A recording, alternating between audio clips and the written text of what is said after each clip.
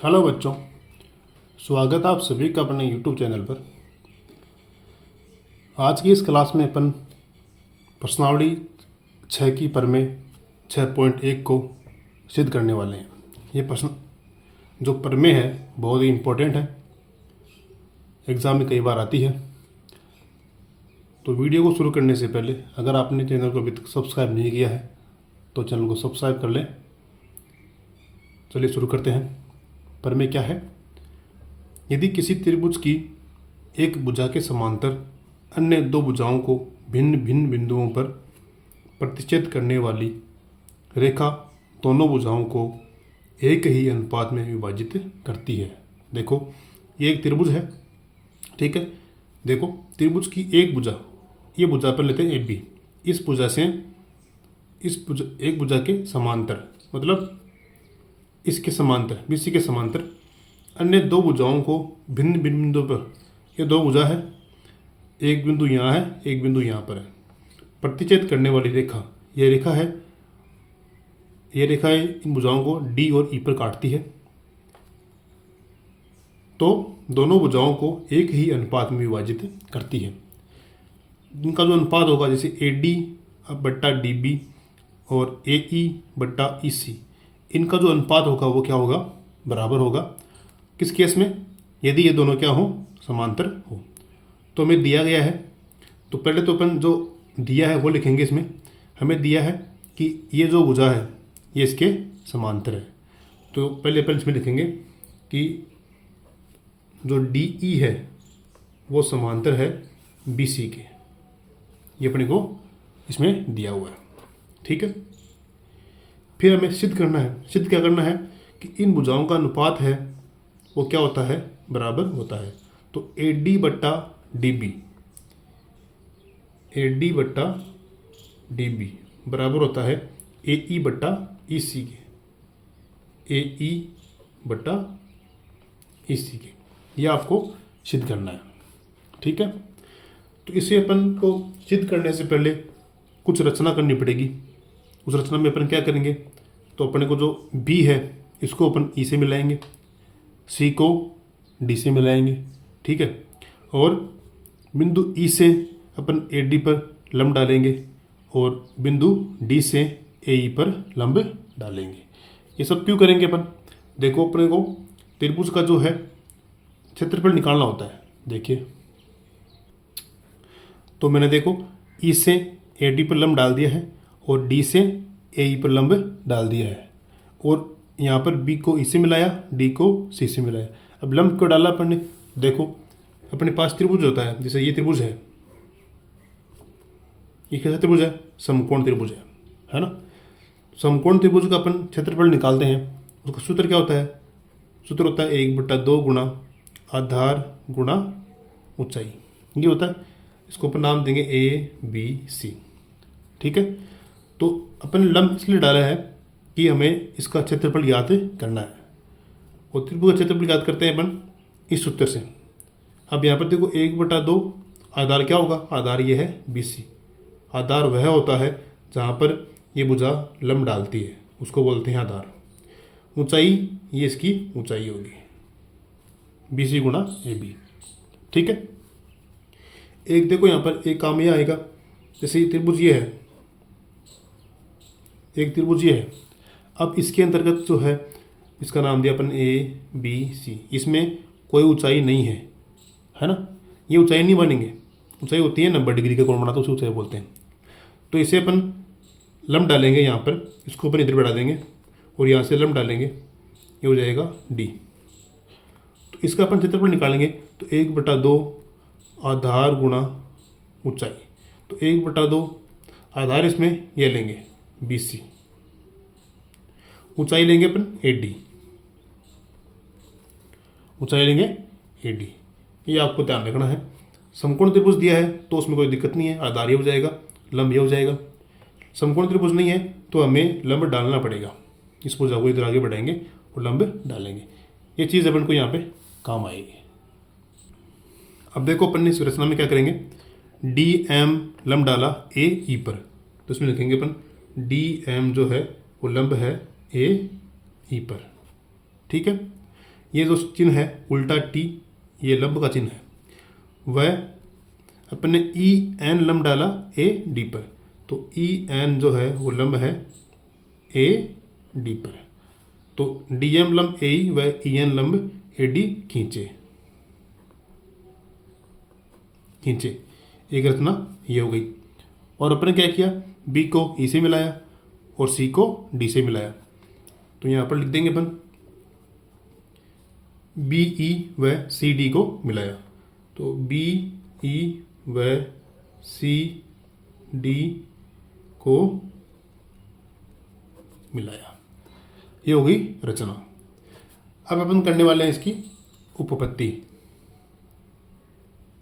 इसको सिद्ध करेंगे, ठीक है।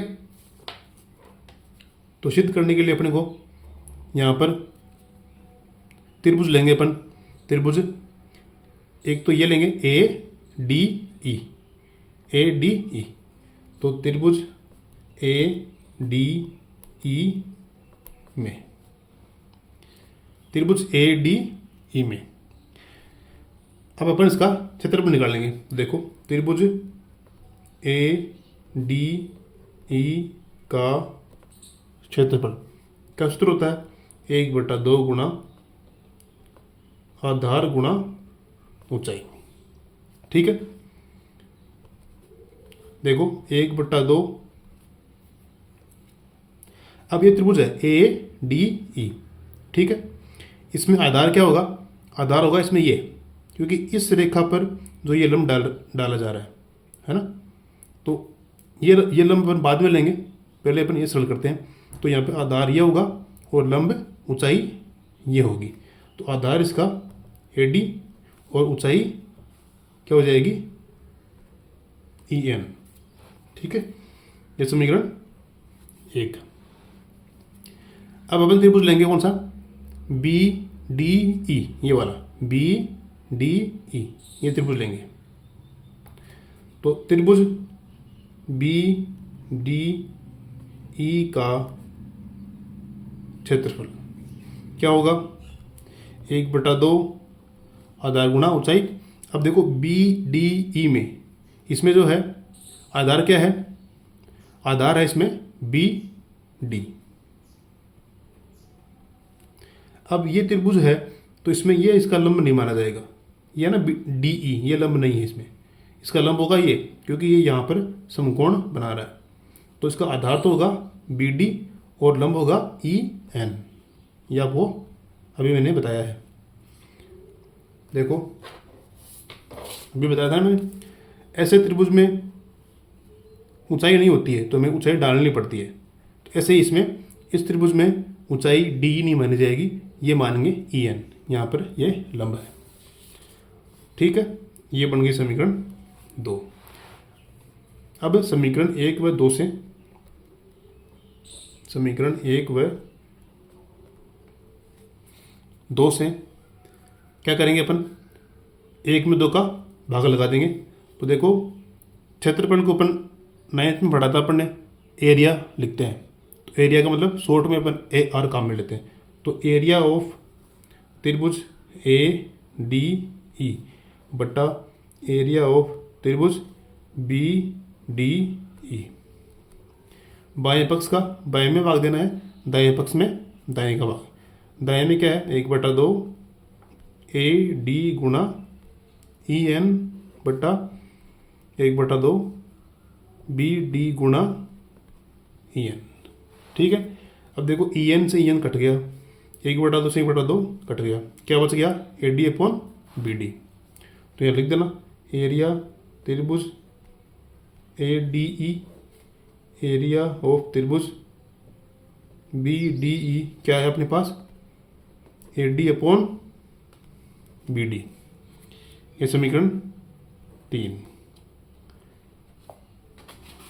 देखो अपने पास हमें सिद्ध करना था A D upon D B बराबर A E upon E C, तो अपने पास A D upon D B तो आ गया, ये देखो A D upon D B आ गया, चाहे डी बी लिख दो चाहे बी डी एक ही बात है। अब हमें निकालना है ए ई अपॉन ई सी। अब देखो अपन इसमें त्रिभुज ए डी ई, इसका क्षेत्रफल दोबारा निकालेंगे, इस बार अपन आधार लेंगे ये वाला ए ई, ऊंचाई लेंगे ये वाली डी एम। ठीक है, क्योंकि अपने को चाहिए, देखो यहाँ पे ए ई चाहिए इसमें, तो ए ई अपने पास अब ये लेंगे तभी ए ई आएगा, है ना।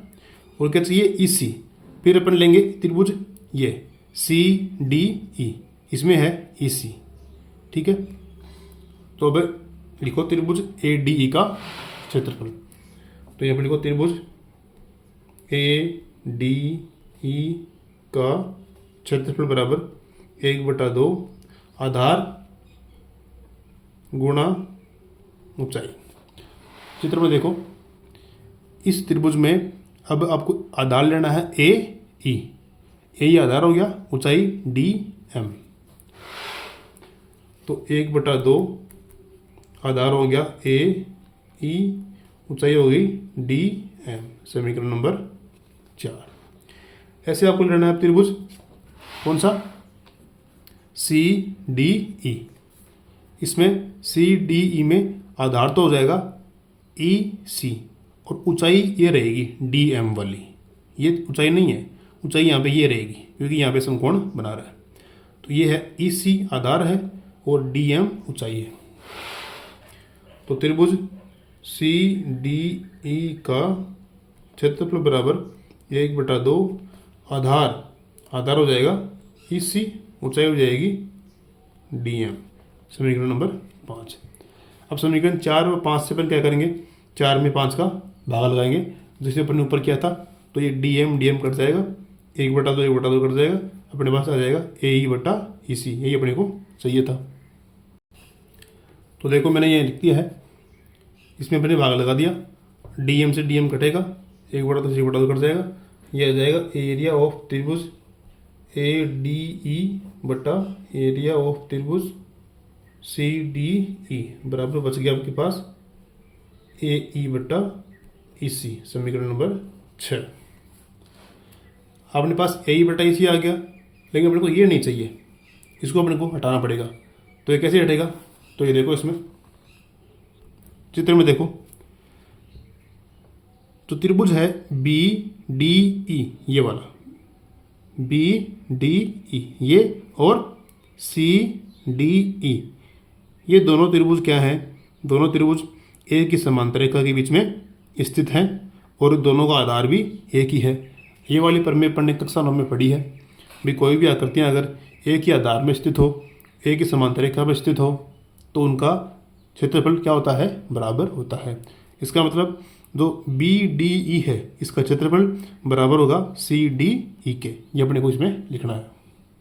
तो देखो त्रिभुज बी डी ई और त्रिभुज सी डी ई एक ही आधार व एक ही समांतर रेखाओं बी सी व डी ई के बीच स्थित है, अतः क्या हो जाएगा, एरिया ऑफ त्रिभुज बी डी ई बराबर होगा एरिया ऑफ त्रिभुज सी डी ई के। ये अपन ने 9वीं में पढ़ा ये पर में, तो इन दोनों का एरिया क्या हो जाएगा, बराबर हो जाएगा। अब अपन देखो इस सी डी ई में अपन सी डी की जगह रख देंगे बी डी ई, तो यहाँ क्या जाएगा बी डी ई, और पीछे भी क्या है ए डी ई है बेटा बी डी ई, तो ये समीकरण दोनों में ये कट जाएगा, अपने पास क्या बचेगा ए ई बटा ई सी, और वो इसको अपन देते हैं समीकरण 7 नाम। तो समीकरण 3, 6 व 7 से क्या हो जाएगा, जो इसका बायां पक्ष है वो तो कट जाएगा, अपने पास क्या बचेगा ए डी बटा डी बी बराबर ये वाला ए ई बटा ई सी, यही हमें सिद्ध करना था। ये हो गया सिद्ध, इति सिद्धम। ठीक है, अब देखो नेक्स्ट प्रमेय है 6.2। प्रमेय 6.1, 6.2 दोनों ही बोर्ड एग्जाम के लिए महत्वपूर्ण है, परीक्षा में कई बार आती है। प्रमेय 6.1 है, उसका एक नाम और भी है थेल्स प्रमेय और आधारभूत समानुपातिकता प्रमेय, वो भी उसको बोलते हैं, वो अपन आगे देख लेंगे प्रश्नावली में। देखो यदि एक रेखा किसी त्रिभुज की दो भुजाओं को एक ही अनुपात में विभाजित करे तो वह तीसरी भुजा के समांतर होती है। ये जो प्रमेय है ये 6.1 की उल्टी है, उसकी विलोम है। उसमें दिया था भाई कोई बिंदु अगर किसी भुजा को अपन काट रहे हैं, अगर वो समांतर है तो दोनों भुजाओं को समान अनुपात में विभाजित करते हैं, और ये उसका उल्टा है। तो हमें इसको सिद्ध करना है। सिद्ध करने से पहले इसको अपन देखते हैं हमने दिया क्या है। तो क्या क्या दे रखा है, हमें दिया है कि किसी त्रिभुज की दो भुजाओं को एक ही अनुपात में विभाजित करता है। इसका मतलब है जो ये अनुपात है वो हमें दिया हुआ है AD बटा DB, AD बटा DB बराबर AE बटा EC, AE बटा EC, ये आपको दिया हुआ है। सिद्ध क्या करना है, सिद्ध करना है आपको ये DE है, ये BC के समांतर है। सिद्ध करना है DE समांतर है BC के। ठीक है, हमें यहाँ पर थोड़ी सी रचना करनी पड़ेगी सिद्ध करने के लिए। तो अपन D से एक यहाँ पे रेखा खींचते हैं जो AC को एक बिंदु भी काटेगी। तो देखो अपन एक लाइन बनाते हैं इसमें।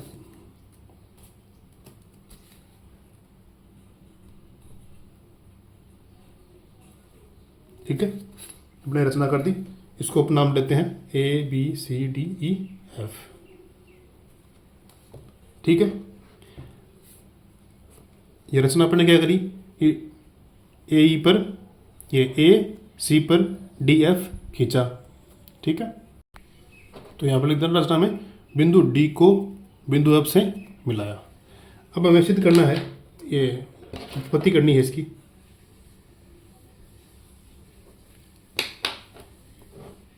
देखो हमें दिया हुआ है AD अपॉन DB बराबर AE अपॉन EC।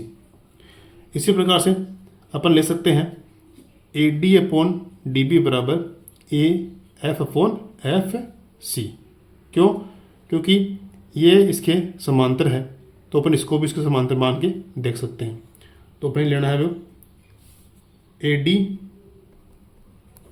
AD बटा DB बराबर AF बटा FC, AF बटा FC, ये अपन ले सकते हैं। भुजाओं का अनुपात अपन ने ले लिया। इसको अपन समीकरण एक दे देते हैं। और हमें दिया हुआ क्या है, AD अपॉन DB बराबर AE अपॉन EC, ये हमें दिया हुआ है। यहाँ पे देखो AD अपॉन DB का मान AE अपॉन EC के बराबर है। यहाँ देखो AD अपॉन DB है, इसका मतलब इसकी जगह अपन ये मान रख सकते हैं। तो यहाँ पर आप ये मान रख दो, तो ये हो जाएगा AE अपॉन EC। अपन क्या किया, इसकी जगह ये मान रखा बराबर ये ऐसा कैसा AF बटा FC, समीकरण नंबर 2। तो समीकरण 2 अपने पास ये आ गई थी AE अपॉन EC बराबर AF अपॉन FC। ये समीकरण क्या थी, 2। हमें समीकरण 2 में दोनों तरफ एक जोड़ना है। समीकरण 2 में दोनों पक्षों में एक जोड़ने पर जोड़ो AE बटा EC प्लस 1 बराबर AF बटा FC प्लस 1। ठीक है, अब यहाँ पर अपन बट्टा 1 मान सकते हैं और लसा लेंगे EC, एक का लसा हो जाएगा EC, क्रॉस गुणा करो AE गुणा 1 AE प्लस EC गुणा 1 EC बराबर यहाँ पर भी लसा लेंगे तो FC हो जाएगा, क्रॉस गुणा करो AF गुणा 1 AF प्लस FC गुणा 1 FC। ठीक है, अब देखो चित्र में AE प्लस EC क्या बनेगा, AE प्लस, देखो AE प्लस EC, AE में अपन ने EC जोड़ दिया, क्या बन गया, पूरा AC बन जाएगा, है ना। फिर आगे है AF plus FC, AF plus FC, तब भी क्या बनेगा, AC बनेगा। तो दोनों जगह अपन AC लिख देंगे उसमें। देखो AE प्लस EC हो गया AC, ऐसे ही AF प्लस FC हो गया, ये भी AC हो गया। अब दोनों पक्षों में AC है, ये कट जाएगा, यहाँ पे एक बचेगा और यहाँ पर भी एक बचेगा। ठीक है। अब अपन तिरछा गुणा करेंगे, एफ सी यहाँ आ जाएगा, ई सी वहाँ चला जाएगा, तो एफ सी बराबर ई सी। अब आपको चित्र में देखना है एफ सी बराबर ई सी है क्या। देखो ये तो है एफ सी, ये पूरी है एफ सी, और ये है एफ ई, ये छोटी सी एफ ई है, ये बड़ी एफ सी है। तो बताओ दोनों बराबर है क्या? बराबर नहीं है। और बराबर कब होंगे? बराबर होंगे जब ये एफ जो है वो बिंदु ई पर होगा, मतलब एफ और ई दोनों संपाती होंगे, तभी ये दोनों बराबर आएंगी। मतलब एफ बिंदु ई पर होगा तभी जो है एफ सी और ई सी बराबर होंगे। तो हमें लिखना पड़ेगा इसमें, देखो ये तभी संभव होगा जब एफ और ई संपाती होंगे, मतलब एफ बिंदु ई पर ही होगा, और ये दोनों अगर संपाती होंगे तो जो दोनों रेखाएं हैं वो समांतर हो जाएंगी। देखो तो एफ और ई बिंदु संपाती होंगे, संपाती होने पर क्या हो जाएगा, तो ये अनुपात है A D upon D B, A D upon D B बराबर A F upon F C, A F upon F C, F यहाँ आ जाएगा तो A F upon F C, ये दोनों अनुपात क्या हो जाएंगे, बराबर हो जाएंगे, और ये बराबर होंगे तो ये जो रेखा है डी ई बी सी के समांतर हो जाएगी। तो मैंने लिख दिया है A D upon D B बराबर A F upon F C, दोनों अनुपात बराबर हैं तो ये बराबर तभी होंगे जब जो डी ई है वो समांतर होगी बी सी के, ठीक है। इति सिद्धम। ये दो प्रमेय थी आपकी, दोनों प्रमेय इंपॉर्टेंट है, एग्जाम में आने वाली है, इसको आपको समझना है और याद करना है। आज के लिए इतना ही, मिलते हैं प्रश्नावली 6.2 में, तब तक के लिए जय हिंद जय भारत।